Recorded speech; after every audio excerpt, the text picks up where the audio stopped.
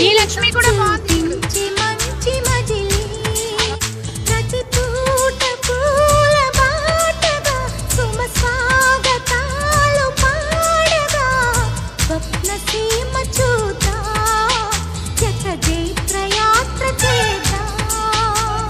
చుక్కలన్నీ ముగ్గులై పక్కుమన్న ముంగిలి కళ్ళ మూదు కదిలి చూపించే మంచి మజిలీ.